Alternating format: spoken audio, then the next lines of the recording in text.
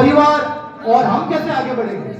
और मुझे बड़ा ये चिंता का विषय होता है कि जब एक आयोजन समिति जब एक कार्यक्रम करती है उसमें अपना दिन रात उसमें नचौर करती है और भामाशाह भी उसमें तन मन धन से उसमें सहयोग करते हैं, लेकिन जो श्रोता है होते हैं उसमें उनकी रुचि क्यों नहीं है, ये एक बड़ी विडंबना है। इसके ऊपर सोचना चाहिए। न जाने आप समय खराब करके समय दे के समाज के कार्यक्रम में शरीक हो रहे हैं और आपको समय नहीं है किसी की बात को सुनने का। जब हम जोधपुर शहर से आके आपके बीच में है तो क्यों ना हमारी भावना क्या है, हमारी भावनाएं किसको सुनाए। सुनने वाला कोई नहीं है और जो बैठे हैं वो रात दिन हमारी बातें सुनते हैं, तो हमसे सुन सुन के ये उठ चुके हैं, तो इनको मालूम है कि वही बातें रिपीट करेंगे।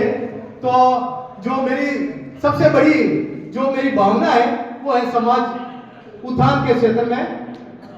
और समाज उत्थान की जैसे कि मेरी बात है, मैंने विद्यानगर में भी ये बात कही थी कि जो आज का जमाना है महंगाई का जमाना है और जो साधारण जो मजदूरी कर रहे हैं उनके लिए आज के जो समाज के जो कार्यक्रम है, जो रीति रिवाज अनुसार जो कार्यक्रम संपन्न करवाते हैं उनके लिए बहुत कठिन हो गया है।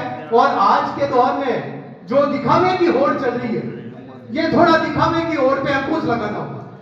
ये महत्वपूर्ण है जो ये दिखावा हो रहा है, शादियों में लाखों करोड़ों रुपए बर्बाद किए जाते हैं, इसके ऊपर हमें वास्तव में अंकुश लगाना पड़ेगा।